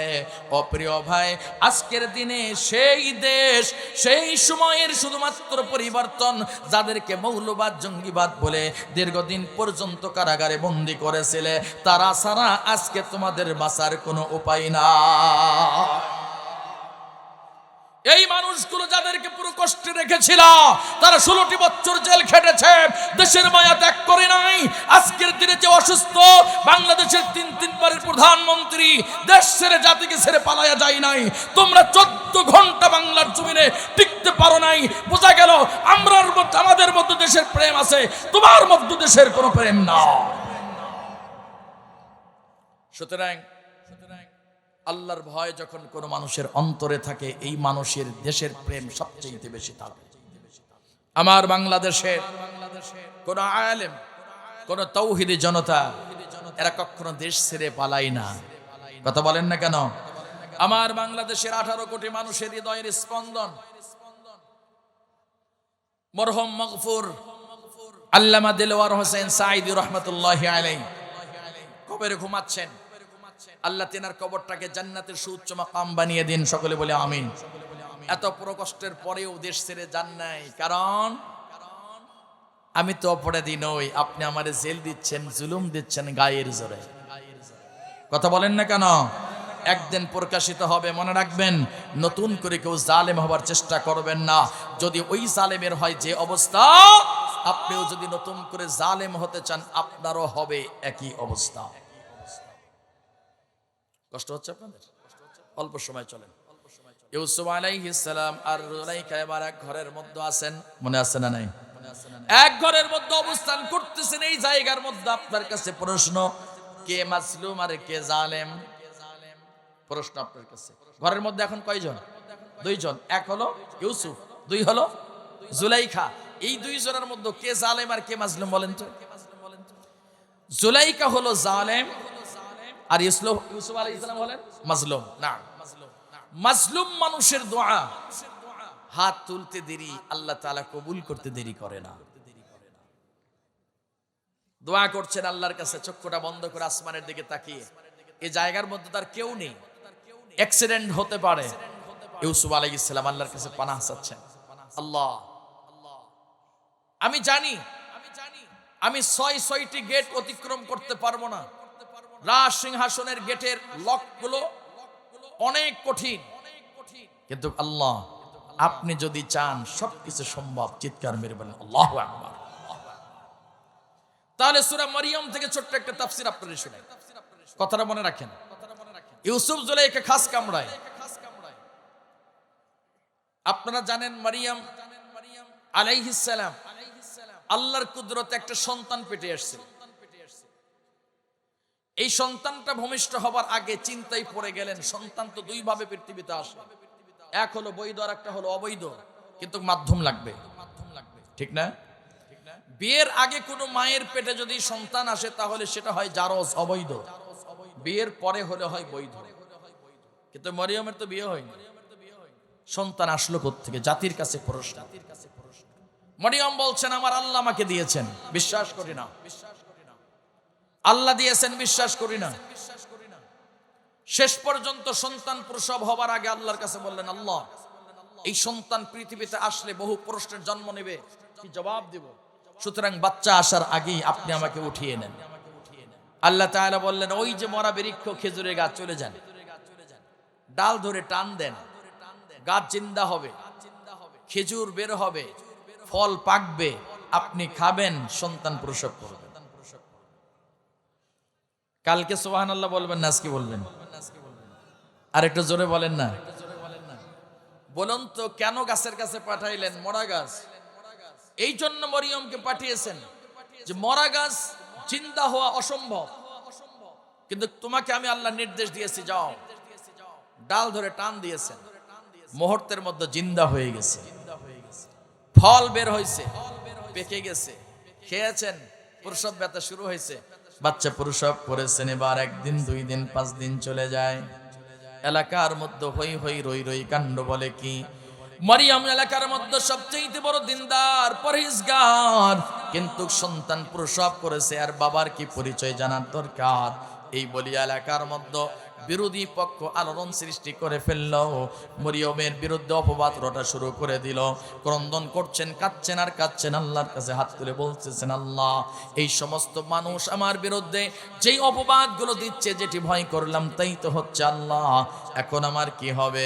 আল্লাহ তাআলা বললেন, আপনি কোনো চিন্তা করবেন না, ভয় করার কোনো কারণ নাই, আমি আল্লাহ আছি, আপনাকে সন্তানের মাধ্যমে ইজ্জত নষ্ট করব না, আমি আল্লাহ ইজ্জত আপনার বাড়ায়া দিব। তাই নাকি? বলে হ্যাঁ। বাড়ি লাগি আমি কি করতে পারি? বলে আপনি তাদেরকে বলে দেন আগামী মঙ্গলবার দিন আমার সন্তান তার আসল পরিচয় জাতির সামনে ওপেন করে দেবে, প্রকাশ করবে। এলাকার মধ্যে কথাটা জানাজানি হয়ে গেল, লক্ষ লক্ষ মানুষ জমায়েত হয়ে গেল, একত্রিত হলো। চলো যাই, চলো যাই। বলে কি কারণে? বলে মরিয়ম যেই সন্তানটা প্রসব করেছে, ওই সন্তান আজকে জাতির সামনে ভাষণ দেবে, চলো যাই। সকল মানুষ আগ্রহ ভরে চলে আসছে। কবির মনোযোগ আমার প্রিয় দিনী ভাই, আল্লাহ তাআলা চাইলে সবকিছু সম্ভব। এই কথাটা আমি আপনাকে কোরআন দিয়ে বোঝানোর চেষ্টা করছি। ওই কোরআনের আয়াতের ব্যাখ্যা থেকে আবার সূরা মরিয়মের আয়াতে আমি চলে আসছি, শুধুমাত্র কোরআন বিল কোরআন দিয়ে তাফসীর করার চেষ্টা করছি। এবার যখন মরিয়ম এই সন্তানের পরিচয় দিবার জন্য করে কলিজার টুকরা সন্তান নিয়ে চলে আসছেন, এবার যখন চলে আসছেন, হাজার হাজার মানুষ একত্রিত হয়েছে। জিজ্ঞাসা করে মরিয়ম, এই সন্তানের পরিচয় খুব দ্রুত ওপেন করে দাও, প্রকাশ করে দাও। মরিয়মের ভেতরে দুরু দুরু করতেছে, আমার সন্তান যদি কথা বলতে না পারে, প্রকাশ করতে যদি না পারে, তাহলে আমার কি হবে? সকল মানুষ ক্ষিপ্ত, আমারে হত্যা করবে, মেরে ফেলবে। না না না, আবার আল্লাহর প্রতি আস্থা রেখে বলে, মালিক আপনি যখন পুরুষের সঙ্গে সংস্পর্শ ছাড়া আপনি যেহেতু সন্তান দিয়েছেন, আপনি যে আমার ইজ্জত রক্ষা করবেন এর মাঝে আমার কোনো সন্দেহ নাই। এবার হাজার হাজার মানুষের অনুরোধের প্রেক্ষিতে বাচ্চার চেহারার দিকে মা মরিয়ম তাকিয়ে বললেন, বেটা আল্লাহর পক্ষ থেকে তুমি এবার কথা বলা শুরু করে দাও। ছোট্ট বাচ্চা, কোন কোন কিতাবে লেখে 9 দিন মতান্তরে 9 মাস, 7 দিন মতান্তরে 11 দিনের বাচ্চা। কি কথা বলবে? 11 দিনের বাচ্চা তো আর কথা বলতে পারে না। কারণ আমার দিকে মা মরিয়ম বাচ্চাটাকে বুকের মধ্যে এরকম নিয়ে আসেন। এই বাচ্চাটা একবার মার চেহারার দিকে তাকায়, মার নুরানি চেহারার দিকে তাকায়, আবার জনগণের দিকে তাকায়, আবার আসমান জমিনের মালিক আল্লাহর দিকে তাকায়। একজন কলিজার টুকরা সন্তান তার মারে যখন দেখে, অন্তরের সমস্ত দুঃখ কষ্ট সে ভুলে যায়। প্রিয় ভাই, কথাই কথা মনে পড়ে গেল, এক লাইন না বলে তো আর পারলাম না। আমি খুব লম্বা সময় বয়ান করছি না, 12টা বাজতার মাত্র 10 মিনিট বাকি আছে। আমি তাফসীরটা সমাপ্ত করব। যদি 12টা পার হয়েও যায়, আপনাদের কি কোনো অসুবিধা আছে ভাই? যদি অসুবিধা না থাকে দিলটারে নরম করিয়া দেন। ও আমার মা বোন, গভীর মনোযোগ পায়ে হাত দিয়ে যাবার বেলা একটি কথা বলে যায়, এই যে মা কত বড় নিয়ামত। আপনারা বুখারী শরীফের নাম শুনেছেন। বুখারী শরীফের যেই লেখক তার নাম ইমাম বুখারী রহমাতুল্লাহি আলাইহি। মাতৃগর্ভে যখন চলে আসলো, মা নিয়াত করেছে, মালিক আপনি আমার গর্ভে যেই সন্তান দিয়েছেন দুনিয়ার কোনো কামাই আমি খাবো না, এই বাচ্চাটা আমার গর্ভে যেটি দিয়েছেন আপনার জন্য করে আমার বাচ্চাটাকে আমি ওয়াকফ করে দিব। মায়ের পেটের মধ্যে সন্তান ছেলে হবে না মেয়ে হবে মা চিন্তা করে নাই, শুধুমাত্র বলেছেন মালিক আপনি আমাকে যেই সন্তানটা দান করতেছেন এই সন্তান দ্বারা দুনিয়ার কোনো কামাই খাবো না, জজ ব্যারিস্টার বানাবো না, ইঞ্জিনিয়ার প্রকৌশলী ডিসিএস পিওসি আমি বানাবো না। আল্লাহু আকবার বলেন না কেন? কারণ হলো ডিসিএসপি বানাইলে দুর্নীতির সম্ভাবনা আছে না নাই? কথা বলেন না কেন? ডিসিএসপি যদি হয় এমপি মন্ত্রী হয় দুর্নীতির সম্ভাবনা আছে গো মালিক, আপনি আমার যেই বাচ্চাটা দিবেন এই বাচ্চাটা আমি আপনার জন্য ওয়াকফ করে দিব, এই বাচ্চার কামাই খাবো না, আমি মা কবরে চলে যাব, আমার বাচ্চা আমার জন্য হাত তুলে বলবে রব্বির হামহুমা কামা রব্বায়ানি সগীরা। পয়গম্বর আরবি বলেন আপন কলিজার টুকরে সন্তান যদি বাবা মার জন্য এমন দোয়া করে, এই দোয়া করা অবস্থায় যদি চোখের পানি গড়ে গালের অর্ধাংশ অতিক্রম করতে না করতে এই কবরের আযাব সন্তানের দোয়ার বদৌলতে আল্লাহ তাআলা মাফ করে দেয়। এমন নিয়াত ইমাম বুখারীর মা যখন করেছেন, সন্তান প্রসব করলেন, প্রসব করার পর দেখলেন বাচ্চা চোখে দেখে না, জন্মান্ত একটা বাচ্চা প্রসব করেছেন, এই অন্ধ বাচ্চা 1 বছর 2 বছর যখন চলে যায়, 2.5-3 বছর যখন বাচ্চার বয়স, বাচ্চার মুখ থেকে কথা বের হয়, মা শিখাইতেছেন সুবহানাল্লাহ আলহামদুলিল্লাহ ওয়ালা ইলাহা ইল্লাল্লাহ আল্লাহু আকবার। বাচ্চা যখন ভূমিষ্ঠ হয়েছে, বাচ্চার কানের মধ্যে আজান, বাম কানে ইকামত, বাচ্চাটাকে আল্লাহর ধ্বনি কানের মধ্যে দিয়ে দেওয়া হয়েছে। আমার প্রিয় ভাই, সহিহ বুখারীর বর্ণনা, আল্লাহর রাসূল সাল্লাল্লাহু আলাইহি ওয়াসাল্লাম কোরআন সুন্নাহ শিখাবেন, আসছেন 4 জন ব্যক্তি, 1 নম্বর আবু বকর, 2 নম্বর ওমর, 3 নম্বর আলী, 4 নম্বর উসমান গনি। এই 4 জন ব্যক্তি বিশ্ব নবীর কাছে মসজিদে নববীতে কোরআন শিখার জন্য চলে আসছেন।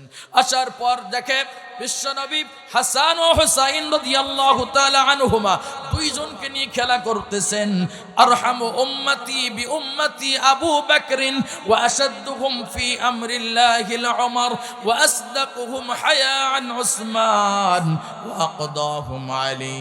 আমার প্রিয় ভাই, আবু বকর সবচাইতে নরম দিলের মানুষ, এই নরম মানুষটা দরজায় এসে চুপ করে দাঁড়িয়ে আছে। ওমর গরম মানুষ। আরহামু উম্মতি বি উম্মতি আবু বকরিন ওয়া আশাদ্দুহুম ফি আমরিল্লাহিল উমর। ওমর গরম মানুষ, দরজার মধ্যে এসে বলছেন ভাই আবু বকর দাঁড়ানো কেন? সঙ্গে সঙ্গে বললেন দেখো আমার তোমার পয়গম্বর নবী মুহাম্মদুর রাসূলুল্লাহ 2খানা জান্নাত নিয়ে খেলাধুলা করতেছে, ওই জায়গার মধ্যে গিয়ে আমরা আর বিরক্ত না করি। 2খানা জান্নাত বলতে কি বোঝাচ্ছ ভাই আবু বকর? হযরত আবু বকর সিদ্দিক জবাব দেয়, ও ওমর, আমার 38 বছর জিন্দেগির অবস্থা কি আর তোমার 27 বছর জিন্দেগির অবস্থা কি? আর এই 2 বাচ্চা জন্মলগ্ন থেকেই জান্নাতের ঘর থেকে সে জন্মগ্রহণ করেছে, জান্নাতের ঘর থেকে জন্মগ্রহণ করে তারা তো জান্নাতি। এই মানুষগুলোর সঙ্গে বিশ্বনবী খেলা করতেছে। আমার প্রিয় ভাই, আমি এই কথাটাই বলতেছিলাম, মুসলমানের ঘরে সন্তান জন্মগ্রহণ করা মানে একটা আল্লাহর ওলির ঘরে জন্মগ্রহণ করা। এই সন্তান ভূমিষ্ঠ হবার সাথে সাথেই ডান কানে আজান, বাম কানে ইকামত, জোরে বলা যাবে কি সুবহানাল্লাহ। আমার প্রিয় ভাই, ইমাম বুখারী ছোট্ট মানুষ, 3 বছর বয়স, কথা বলে মামা বলে চিৎকার মেরে ডাক দেয়, মা মা বলে যখন ডাক দিচ্ছে, একদিন গভীর রাত্রিতে ছোট্ট বাচ্চা বলতেছে, মা আমি যখন তোমার গর্ভে ছিলাম তুমি তো বারবার গল্প শোনাও, তুমি নাকি আমাকে নিয়ে নিয়াত করেছো আল্লাহর জন্য আমাকে উৎসর্গ করবা, আল্লাহর জন্য আমাকে ছেড়ে দিবা। ও মা, আমি তো চোখে দেখি না, কিন্তু আমি আল্লাহর জন্য কি খেদমত করব মা। ও মা, আমি যখন তোমার নাম মুখ থেকে উচ্চারণ করি তখন আমার বুকটা ভরে যায়, আর যদি তোমার চেহারা দেখতে পেতাম আমার কলিজাটা ভরে যেত। আমার প্রিয় ভাই, আপনি আমরা দেখেছি, যদি কোনো মানুষকে কোনো মানুষ আঘাত করে, ইসমা, চিৎকার দেয় না? কথা বলেন না কেন? ইসমা, আহমা, এর অর্থ কি? এর অর্থ হলো মা এমন একটি মহা ঔষধ, এমন বড় একটি মেডিসিন, হায়ার অ্যান্টিবায়োটিক, এমন একটি দামি মূল্যবান সম্পদ। আঘাত পেয়েছেন, মার নাম উচ্চারণ করার সাথে সাথে আল্লাহ কুদরতওয়ালা ব্যথাটা দূর করে দেয়। ইমাম বুখারী বললেন, মা আমি তোমার চেহারা দেখতে চাই, আর যেহেতু আল্লাহর জন্য আমারে ওয়াকফ করে দিছো, তাহলে আমার দৃষ্টি শক্তি ফেরানোর ব্যবস্থা করে দাও। মা জননী গভীর মনোযোগ। প্রিয় ভাই, আমি তাফসীর সমাপ্ত করে আপনাদেরকে নিয়ে দোয়া করব। গভীর মনোযোগ। এবার এই কথা বলার পর মা জননী চিন্তা করলেন, তাহলে তো ডাক্তার দেখানোর দরকার। এলাকায় খোঁজ নিলেন চক্ষু বিশেষজ্ঞ কে আছে। বলে শহরের মধ্যে অমুক ব্যক্তি সবচাইতে চক্ষু ভালো বিশেষজ্ঞ আছে, তার কাছে চলে গেলেন।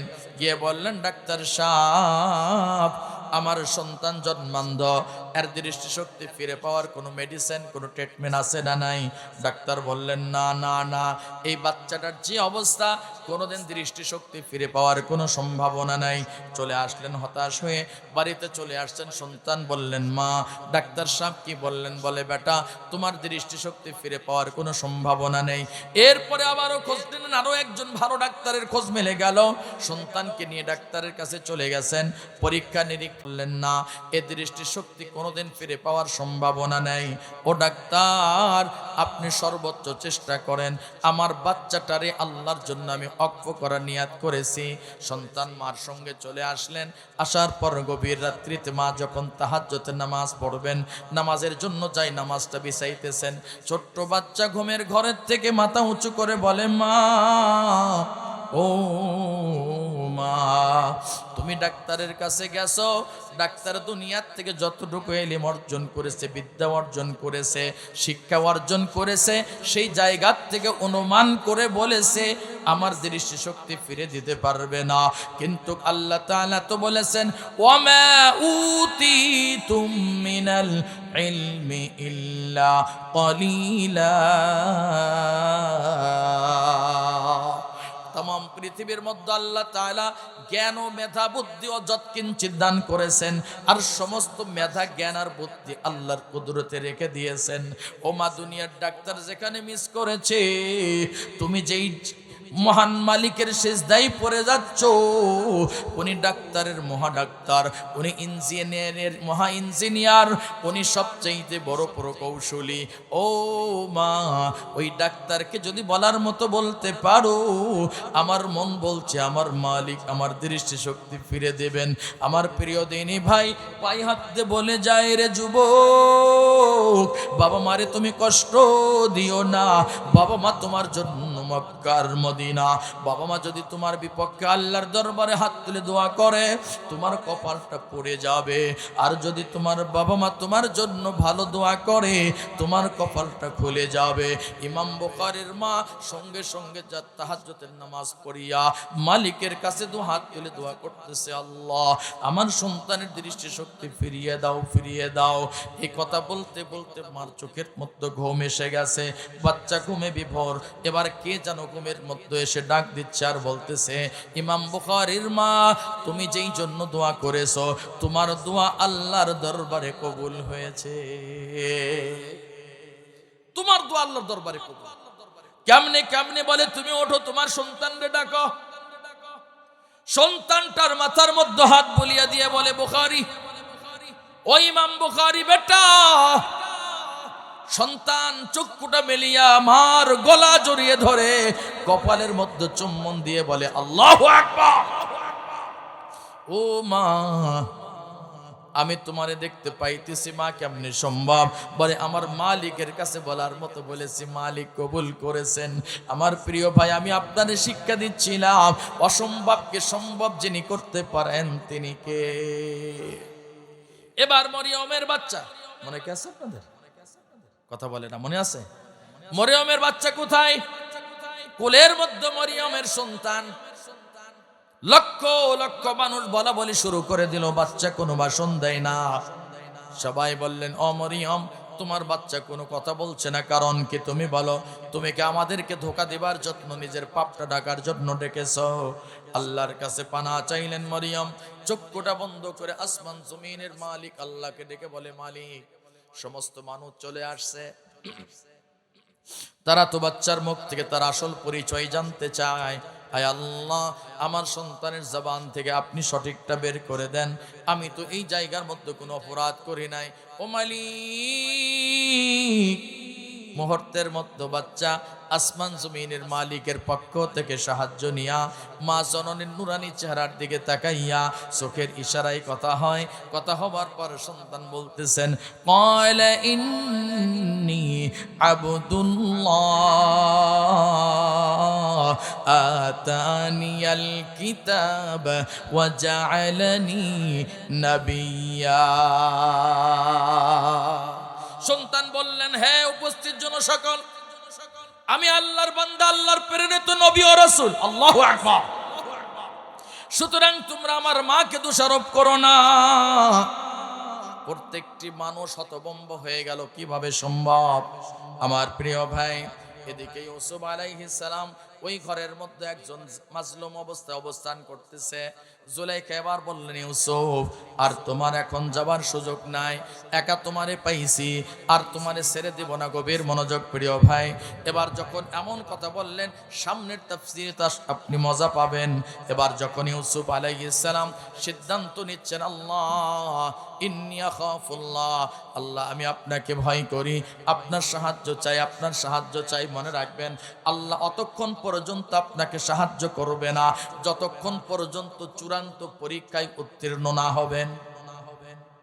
চূড়ান্ত পরীক্ষা না দেওয়া পর্যন্ত আল্লাহর মদদ পাওয়া যাবে? কথা বলে না, আল্লাহর মদদ পাওয়া যাবে না। চূড়ান্ত পরীক্ষায় উত্তীর্ণ হতে হবে আপনাকে। আমরা কি করি?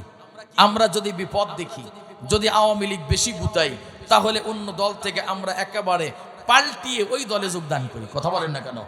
কারণ নৌকার মধ্যে ঢুকলি মাপ, বাহিরে থাকলি পাপ। নৌকায় ঢুকলে নিরাপদ, বাহিরে থাকলে বিপদ। যার জন্য যখন যে আসে তখন তার, এমন স্বভাবের মানুষ আছে না নাই? কিন্তু ইউসুফ আলাইহিস সালাম কি করছেন? ইউসুফ আলাইহিস সালাম বললেন, শুনুন, আপনি আপনার সিদ্ধান্ত নিয়েছেন, আমি আমার সিদ্ধান্ত নিয়েছি। জুলাইখা এবার বললেন, শোনো, আমার চূড়ান্ত সিদ্ধান্ত, আজকে তোমাকে অবশ্যই আমার সঙ্গে ফিজিক্যাল রিলেশন করতে হবে, তোমার সঙ্গে আমি জিনা ব্যভিচার করব, এটা আমার চূড়ান্ত সিদ্ধান্ত। তুমি যতই পালাতে চাও না কেন, পালাতে পারবে না।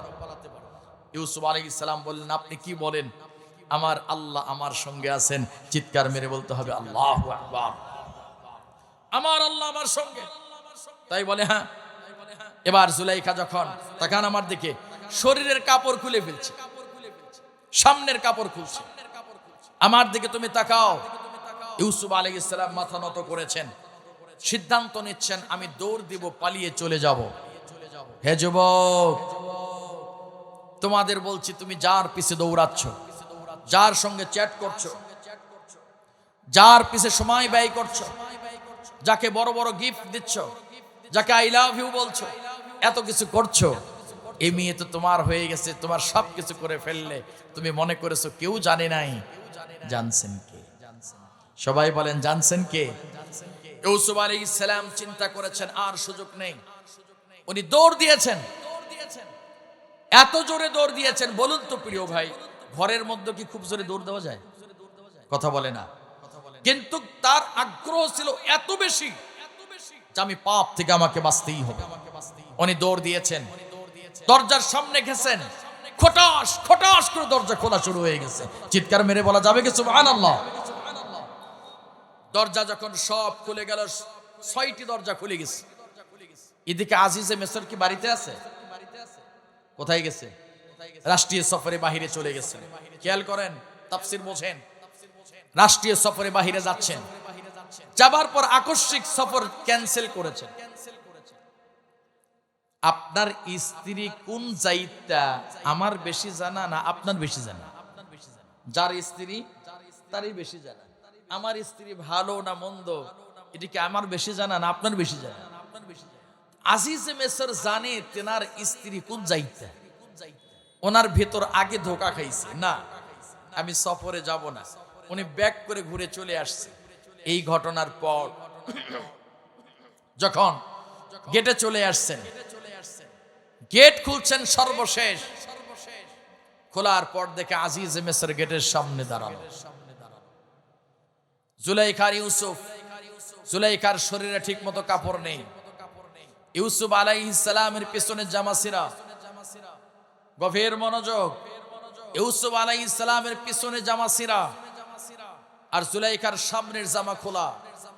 এমন দৃশ্য দেখার পর আজিজে মিসর মাথা নত করলেন, করে বললেন, বিবি।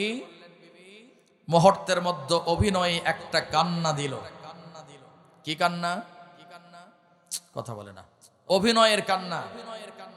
আপনারা বাংলাদেশে অভিনয়ের কান্না দেখেন নাই? হ্যাঁ, অভিনয়ের কান্না দেখেন নাই?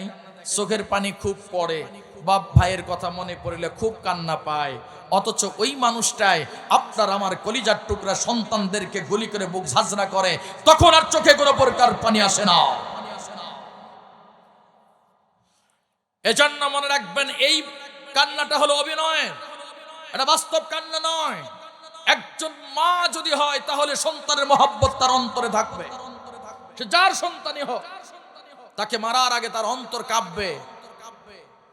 ইউসুফ আলাইহিস সালামের সঙ্গে এমন আচরণ, প্রিয় দিনী ভাই। দুই একজন উঠতেছেন, আমি কি মোনাজাত করে দেব? জি, মেহেরবানি করে একটু বসেন, অল্প সময়। আমার কাছে স্লিপ আসছে একটা। আজিজে মিসরের সামনে ধরা খেয়েছেন দুইজন। এরপরের অংশ তাফসীর একটু পরে বলি। আমার কাছে স্লিপ আসছে, এই যে সুন্দর জান্নাতের একটি বাগানের পরিবেশ করেছেন ইয়ং জেনারেশন যুবক ভাইরা, এতে খুশি না বেজার আপনারা? জুলাইখা, তুমি কাঁদছো? তখন বললেন, দেখেন আপনি আয়া তাকান আমার দিকে। রানী বলছেন, নাম কি? আব্দুল মান্নান ভাই, 500 টাকা আল্লাহ তাআলা কবুল করুন। জোরে বলেন আমিন। জুলাইখা, তুমি কি হয়েছে, তোমার কি হয়েছে বলো। জুলাইখা জবাব দিচ্ছেন, মাশাআল্লাহ, ছোট্ট একটা বাচ্চা দান করেছেন, আল্লাহ কবুল করুন। তখন বললেন, আপনি আমার দিকে দেখেন, তাকান আমার দিকে, দেখেন আমার দিকে, আমার শরীরের কি অবস্থা। এই যে দেখতেছেন দাড়ি টুপিওয়ালা মানুষ, আনসার আলী ভাই, 500 টাকা আল্লাহ কবুল করুন। এই সুন্দর চেহারার মানুষ দেখতে পাচ্ছেন, এত সুন্দর চেহারা, আসলে ভেতরের চেহারা এরকম নয়। কে বলে? ভাই আমার দিকে খেয়াল করেন, দান করেন, আমার দিকে খেয়াল করেন। জুলাইখা বলছেন, রাজা বললেন, রানী আমি তো তাকে ছোট থেকেই চিনি। সুবহানাল্লাহ বলবেন না? তখন বললেন, কথা আছে ঘরে, যা হবে কথা হবে ঘরে, কেউ জানবে না। ইউসুফ আলাইহিস সালাম মাথা নত করে দাঁড়িয়ে আছেন। এই জায়গার মধ্যে চুপ থাকা ছাড়া করার কিছু নেই। মনে রাখবেন, পরিবেশ যদি আপনার পক্ষে না থাকে, ওই জায়গার মধ্যে বাহাদুরি দেখাবেন না। এক পর্যায়ে রাতের অন্ধকারে রানীর কাছে রাজা বন্দী। রানীর কাছে রাজা যখন চলে আসছে, তখন হাউমাউ করে কাঁদতেছে আর বলতেছে, শুনুন, ইউসুফ আমার সঙ্গে যে ব্যবহার করেছে, এগুলো আপনি কানে নিন এবং খুব দ্রুত বিচার ট্রাইব্যুনালের বিচারের ব্যবস্থা করুন। গভীর মনোযোগ, বাস্তবতার সঙ্গে একটু মিলান। এক পর্যায়ে যখন ইউসুফ আলাইহিস সালামের ব্যাপারে ব্যাপকভাবে গীবত শুরু করলো, রাজা বললেন, জুলাইখা, ইউসুফকে তো এমন মনে হয় না। বলে, কি বলেন? পরিস্থিতির শিকার তো আমি, আপনি বলছেন মনে হয় না, আর পরিস্থিতির শিকার তো আমি। সুতরাং আপনি কথা বললে হবে না। আমি চাই কোনো কথা ছাড়া খুব দ্রুত বিচার ট্রাইব্যুনালে তার বিচার করতে হবে, যাবজ্জীবন দিতে হবে। কে বলে? বলে কে? জুলাইখা। এ পর্যন্ত যতটুকু নসিহত শুনলেন, ওয়াজ শুনলেন, এখন আপনি বলেন তো, যেই অপরাধের শাস্তি দিতে যাচ্ছে এই অপরাধের সঙ্গে ইউসুফ কি জড়িত? জোরে বলেন। শেষ পর্যন্ত ইউসুফ আলাইহিস সালামকে জেল দিবে, কিন্তু চাই সাক্ষী। জুলাইখা ডাকলেন, তার বান্ধবী মহল, পরিচিত মহলকে ডেকে বললেন, এই বান্ধবীরা, এই পরিচিত মহলেরা, তোমরা বলো তো ইউসুফের ব্যাপারে যা বলতে বলবো তোমরা বলবা কিনা? বলে, নেত্রী আপনি কি যে বলেন, আপনি যা বলবেন আমরা তাই বলবো, শুধু কি চান এটা বলেন। আমরা বিগত দিনে দেখেছি বিচারের প্রহসন, বিচারের নামে প্রহসনমূলক বিচার আমরা দেখেছি বিগত দিনে। কথা বলে না। আমরা দেখেছি বিচারপতিকে রায় দেওয়া হয়েছে, লিখে দেওয়া হয়েছে। একজন বোন 1000 টাকা দিয়ে দোয়া চেয়েছেন, অবশ্যই আমরা দোয়া করব ইনশাআল্লাহ, আল্লাহ তাআলা তার দানকে কবুল করুন। প্রহসনমূলক বিচারের রায় ঘর থেকে লিখে দেওয়া হয়েছে, সেই রায় পড়ে শুনিয়েছে। এমন দৃশ্য আমরা বাংলার জমিনে দেখেছি। বিএনপির একজন নেতা সালাউদ্দিন কাদের চৌধুরী, সে বলেছিল আমার বিচার হচ্ছে, ফাঁসির মঞ্চে যাচ্ছি, ফাঁসির কাস্টে যাচ্ছি, ফাঁসি হবে, আমার দুঃখ নাই, তবে এই ট্রাইব্যুনাল যেন থাকে। আপনারা ঠিক বললেও ঠিক, না বললেও ঠিক, কারণ এটি আমার নিজের কানে শোনা, আমি নিজেই যথেষ্ট। আল্লামা মরহুম মাগফুর ইসলামের জন্য যেনারা জীবনকে উৎসর্গ করেছেন, ফাঁসির মঞ্চে হাসতে হাসতে চলে গিয়েছেন, তেনারাও বলেছেন আমরা ফাঁসির মঞ্চে যাব, ফাঁসির রশি গলায় হাসতে হাসতে পড়াবো, কারণ আমরা নাকের মধ্যে জান্নাতের সুঘ্রাণ পাচ্ছি। জালেমের কাছে মাথা নত করব না, কোনো মানুষের কাছে প্রাণ ভিক্ষা চাইব না। আমার প্রিয় দিনী ভাই, রানী প্রহসনমূলক বিচারের জন্য সাক্ষী ম্যানেজ করলেন। আল্লামা মরহুম মাগফুর দেলোয়ার হোসেন সাঈদীকে ফাঁসি দিবেন, তার প্রধান সাক্ষী হলো সুখরঞ্জন বালী। তাকে নিয়ে আসা হলো সাক্ষী দিবার জন্য। উনি বললেন আমার জানা মতে সাঈদী খুব ভালো মানুষ, সে যুদ্ধ অপরাধের সঙ্গে জড়িত ছিল না। তারে শিখানো হলো তুমি এইভাবে সাক্ষ্য দাও। ও বলল আমি সাক্ষ্য দেব না। বলে না তোমাকে দিতেই হবে।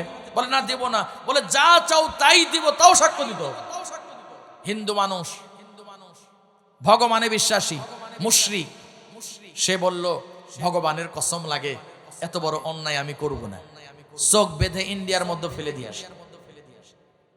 যেদিন সাঈদী মারা গেল, তার কয়েকদিন আগে ইন্ডিয়ার থেকে দেশে বের হয়ে আসছে, পালিয়ে আসছে।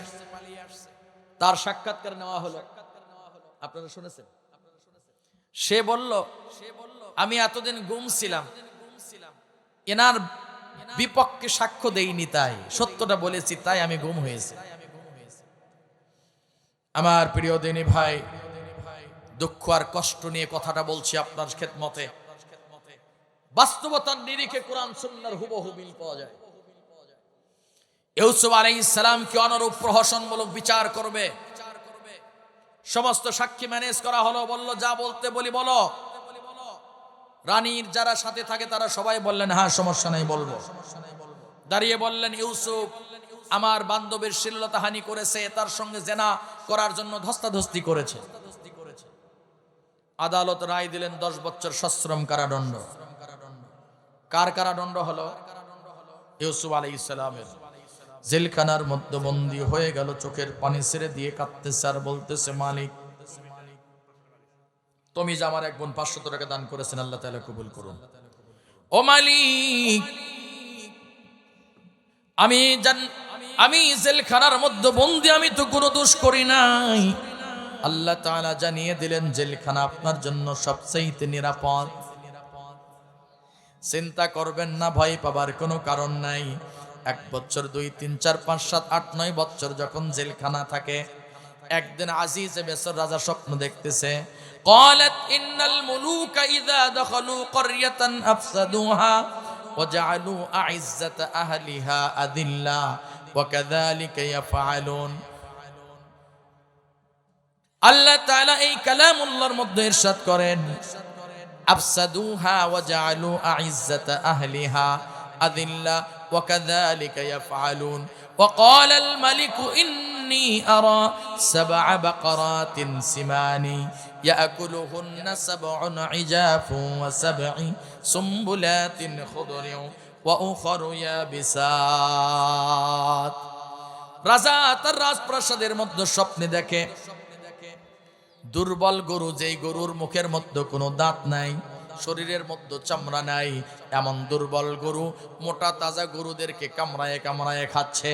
এমন কিছু শীষ, যেই শীষের মধ্যে, যেই ধানের মধ্যে চিটা, কোনো প্রকার চাল নাই, এমন চিটাযুক্ত ধান এই চালওয়ালা ধানগুলোকে খেয়ে ফেলছে। এমন স্বপ্ন দেখলো রাজা রাজপ্রাসাদের মধ্যে। ঘুমটা ভেঙে গেল। ঘুম ভাঙ্গার পর চিন্তায় পড়ে গেলেন, এমন আজীব একটি স্বপ্ন দেখলাম যেই স্বপ্ন ইতিপূর্বে কোনোদিন আমি দেখি নাই। এমন স্বপ্ন দেখার পর চিন্তা করলেন, আমি এখন এই স্বপ্নের ব্যাখ্যাটা কার কাছে খুঁজি? সকল এমপি মন্ত্রী বুদ্ধিজীবীদেরকে ডাকলেন, পরামর্শ চাইলেন, ও বুদ্ধিজীবীরা আমারে পরামর্শ দাও, এমন স্বপ্ন কেন দেখলাম, ব্যাখ্যা কি? এরা সবাই বললেন, আমাদের তো জানা নাই, এর ব্যাখ্যা কি হবে? ওই বাড়ির কাছের লোক ছিল, ওই লোকটা বললেন, জনাব এর ব্যাখ্যা যদি আপনি চান, এমন একজন ভদ্রলোকের নাম বলবো, ওই ভদ্রলোক এর ব্যাখ্যা দিতে পারবে, এই গরুগুলো কেউ ব্যাখ্যা দিতে পারবে না। রাজা বললেন, তাই নাকি? বলে হ্যাঁ। বলে কে? বলে আপনি যারে জেলখানায় বন্দী করেছেন, ইউসুফ। আল্লাহু আকবার বলেন না কেন? ইউসুফের ব্যাখ্যা দিবে। তাহলে স্বপ্ন দেখলো রাজা রাজপ্রাসাদে, এর জবাব পাওয়া যাবে, ব্যাখ্যা পাওয়া যাবে জেলখানায়। রাজা বললেন, কিভাবে সম্ভব? আল্লাহ তাআলা এই আয়াতে কারিমা কোরআনে কোট করে দিয়েছেন। ইউসুফ আলাইহিস সালামকে আনা হলো, আমি আর আলোচনা লম্বা করছি না। ইউসুফ আলাইহিস সালামকে আনা হলো কোত্থেকে? জেলখানার থেকে। নির্বাহী পাওয়ারে নিয়ে আসলেন। নিয়ে আসার পর বললেন, ইউসুফ কেমন আছো তুমি? বলে আমি ভালো আছি। ইউসুফ, আমি এমন একটি স্বপ্ন দেখেছি, এর ব্যাখ্যা কি হবে? ইউসুফ আলাইহিস সালাম দেখেন, ইউসুফ আলাইহিস সালাম এতদিন পর জানতে চাইলেন, রাজাজি আমি এতদিন জেল কেন খাটলাম, এর একটু জবাবটা আমি আপনার কাছে চাই। ইউসুফ আলাইহিস সালামের প্রশ্ন শুনে উনি বাকরুদ্ধ হলেন, জবান বন্ধ হয়ে গেল। তখন বললেন, চুপ হয়ে আছেন কেন? আপনার স্বপ্নের ব্যাখ্যা আমি দিব, হ্যাঁ, তবে আমি জানতে চাই আমি এতদিন পর্যন্ত জেলে বন্দী কোন অপরাধ, আমাকে বলবেন। তখন বললেন, দেখো এর জবাবটা আমি দিতে পারবো না, আমি আসলে তোমার তো জেল দেই নাই, জেল দিছে হলো রানী। রানীরে ডাকো। রানীরে ডাকা হলো। যারে ভালোবাসা যায়, বেশি দিন হলে ভালোবাসা কমে না বাড়ে? এতদিন দেখা নাই, এতদিন পরে সাক্ষাৎ ওই লোকের, যেই লোক ষড়যন্ত্র করে জেলে ঢুকিয়েছে। অপরাধটা কি ছিল? তার প্রেমে রাজি নাই, এই তো কথা বলে না। এবার এই লোকটার সাক্ষাৎ দেখেই বললেন, ইউসুফ। তখন বললেন, আমার জেলটা হলো কেন? জবাব চাই। আল্লাহর কোরআন কোট করে দিচ্ছেন, উনি যে কথা বলেছেন, বললেন, ইউসুফ আইয়ুহাস সিদ্দিক, হে ইউসুফ আপনি মহাসত্যবাদী। সুবহানাল্লাহ। জেলে কেন? তার মতের সঙ্গে মতের মিল নাই, সে যা চাইতো তা করেনি। তা আমার বাংলাদেশে স্বৈরাচাররা দীর্ঘদিন পর্যন্ত 38 নয় 41 সাল পর্যন্ত স্বপ্ন নিয়ে দেশে বাস করতে চেয়েছিল। 41 সালের স্বপ্ন টার্গেট আর মিশন ছিল। মনে মনে ভেবেছিল বাংলাদেশের শুধুমাত্র আওয়ামী লীগ ছাড়া অন্যান্য দলের মানুষগুলো মানুষ নয়, আমার দলের মানুষগুলোই মানুষ। এই মনে করে সকল মানুষকে মানুষ মনে করে নাই। কিন্তু আজকে প্রমাণিত হচ্ছে, যদি তোমরা পরিপূর্ণ মানুষই হতে, তাহলে ওয়ার্ডের নেতারাও দেশ ছেড়ে পালাইতো না। ইউসুফ আলাইহিস সালামের সাক্ষ্য শোনার পর ইউসুফকে যখন বললেন, ইউসুফ আইয়ুহাস সিদ্দিক, হে ইউসুফ আপনি মহা সত্যবাদী, এ কথা শোনার পর ইউসুফের সেই মহা আনন্দ, চিৎকার মেরে বলেন আল্লাহু আকবার। আজকে প্রমাণিত হচ্ছে, যারা কারাগারে বন্দী ছিল, আয়না ঘরে বন্দী ছিল, আজকে আমরা দেখতে পাচ্ছি তাদের সকলেই আজকে স্বীকার করছে যে তারা নিরপরাধ ছিল, নির্দোষ ছিল, শুধুমাত্র তাদের মতের সঙ্গে মতের মিল ছিল না, তারা যা করতে বলেছে তা করে নাই, এই জন্য তাদের চোখের মধ্যে তারা সবচেয়ে জাতীয় দুশ্মন ছিল। প্রিয় দিনী ভাই, এই যে জুলাইখা যেই পরিমাণ ষড়যন্ত্র করেছে, আমার দেশের জুলাইখাও কিন্তু কম ষড়যন্ত্র করে না। এই জুলাইখাগুলো আছে না নাই? আছে, কিয়ামত পর্যন্ত থাকবে। আসুন, আমি ভাঙ্গা ভঙ্গা যতটুকু আলোচনা করেছি, আল্লাহ তাআলা আমাদের সকলকেই আমলে জিন্দেগিতে বাস্তবায়ন করার তৌফিক দান করুন। সকলকে ধন্যবাদ জানাচ্ছি। সভাপতি মহোদয়রা আছেন, প্রধান মেহমান আছেন, আজকে ইয়ং জেনারেশন যারা সুন্দর তাফসীর মাহফিলের আয়োজন করেছেন, আন্তরিক মোবারকবাদ জানাই, ধন্যবাদ জানাই। বাইতুল্লাহর মেহমান হিসেবে আল্লাহ সকলকে কবুল করুন। আকুলু হাযা লি ওয়া লিকুম লিসাইরিল মুসলিমিন আস্তাগফিরু ইন্নাহু হুয়াল গফুরুর রহিম। আসসালামু আলাইকুম ওয়া রাহমাতুল্লাহি ওয়া বারাকাতুহু। কামা বারাকতা আলা ইব্রাহিম ওয়া আলা আলি ইব্রাহিম ইন্নাকা হামিদুম মাজিদ। اللهم صل وسلم وبارك عليه اللهم آمين. ربنا ظلمنا أنفسنا وإن لم تغفر لنا وترحمنا لنكونن من الخاسرين. আল্লাহ তাআলা গভীর রাত পর্যন্ত আপনার প্রিয় মাহবুব বান্দা আর বান্দীদেরকে লইয়া কতিপয় গুনাহগার দুখানা হাত উত্তোলন করেছি, মেহেরবানি করে আমাদের সকলের তামাম জীবনের গুনাহ খাতা মাফ করে দাও রব্বুল আলামিন। কার মনে কি দুঃখ কষ্ট জ্বালা যন্ত্রণা তুমি ভালো জানো, মেহেরবানি করে সকলের মনের দুঃখ কষ্টকে আল্লাহ দূর করে দাও। যে যে উদ্দেশ্যে দান করেছেন মনের নেক উদ্দেশ্য পূর্ণ করে দাও। ইয়ং জেনারেশন যুবক ভাইরা সুন্দর জান্নাতের বাগানের আয়োজন করেছেন, জান্নাতের বাগানকে আল্লাহ তুমি কবুল মঞ্জুর করে নাও। এই জান্নাতের বাগান থেকে সকলকে জান্নাতের মেহমান হিসাবে কবুল করে নাও রব্বুল আলামিন। আমাদের অনেকের বাবা নাই, অনেকের জনম দুঃখে নেমা নাই, মেহেরবানি করে যাদের আব্বা মা নাই কবরে আযাব হয়ে থাকলে মাফ করে দাও, কবরগুলো রিয়াজুল জান্নাহ বানিয়ে দাও।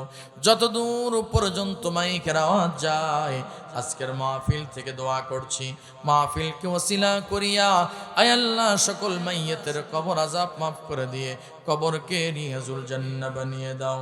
কাল কঠিন কিয়ামতের দিন বা মাহশরের সময় আমাদের সকলকে আরশের ছায়াতলে মেহমান হিসেবে কবুল করিও, হাউজে কাউসার নসিব করায়ো, আমলনামা ডান হাতে দিয়ে জান্নাতের মেহমান হিসেবে কবুল করিও রব্বুল আলামিন। যতদিন পর্যন্ত বেঁচে থাকি কোরআন সুন্নাহ মোতাবেক চলার তৌফিক দাও।